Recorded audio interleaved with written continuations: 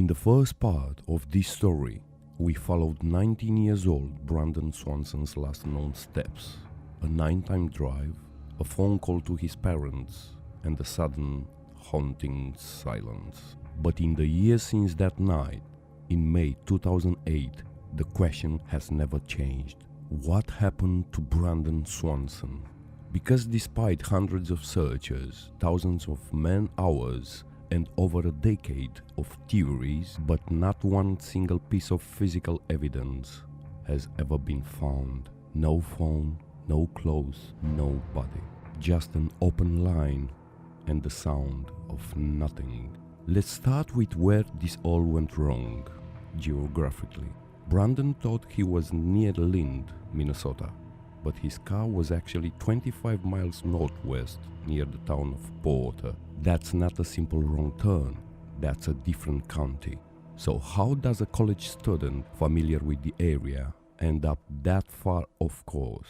Some investigators believe Brandon's GPS or his sense of direction was thrown off by the maze of gravel roads that wind through southwest Minnesota. Many of them looked identical. No signs, no lights, no landmarks. On a pitch black night, they can swallow your sense of direction whole. In the dark, Brandon might have genuinely believed he was close to home. When he saw town lights in the distance, he was probably looking at farmyard security lamps or grain silos reflecting the moon. But that raises a darker question. If he was that disoriented, what did he walk into? The first and most popular explanation is the river, the Yellow Medicine River. Search dogs led investigators straight to it, then stopped. Some say Brandon slipped while trying to cross the river. The current that night wasn't particularly strong, but cold enough to cause shock, and deep enough in places to drown a man in seconds. Yet no body was ever recovered. Local searchers note that the river was dredged and scanned with sonar. If he had drowned, his remains or belongings should have surfaced long ago. So did Brandon cross the river and keep walking? Some scent dogs tracked him briefly on the far side before the trail vanished. Maybe he survived the crossing, but succumbed later to hypothermia in the early morning hours. It's possible he collapsed in a field, his body concealed by thick crops or tall grass. But here's the catch. Every inch of that area has been searched multiple times for years and nothing. It's like the earth swallowed him whole.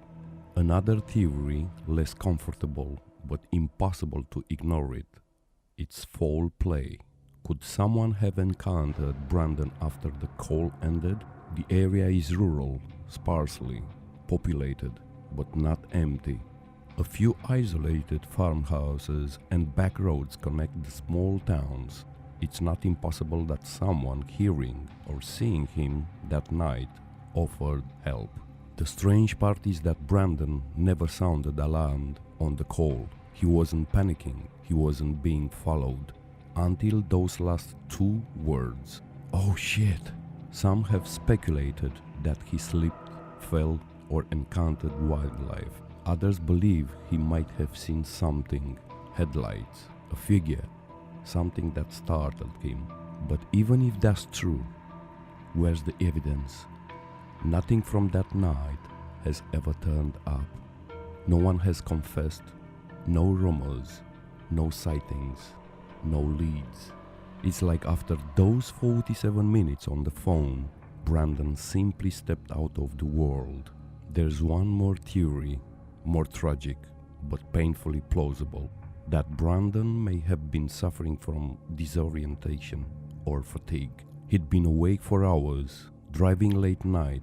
Fatigue can cause micro-dreaming, spatial confusion, even hallucinations. The lights he saw might not have been lights at all, and when he said, "Oh shit," he could have tripped into a ditch, an old well, or a drainage culvert. In rural farmland, those hazards are everywhere, and after months, even years of weather, a body could become impossible to recover. Still, it's hard to accept that in an area so searched, there could be no trace. Brandon's disappearance changed more than one family's life. It changed Minnesota law. It was written by his parents, Brian and Annette, who refused to accept silence as an answer. Today, if someone like Brandon disappears, the system moves faster.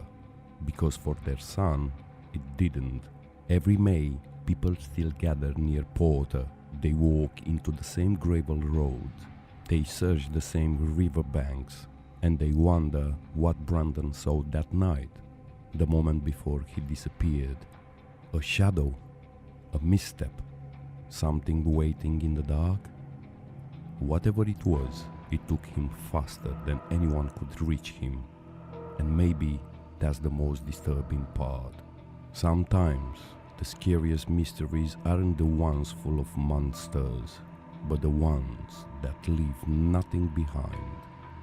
Follow Morbid for more stories of the strange, the unsolved, and the quietly terrifying. Because sometimes the truth is buried in the silence.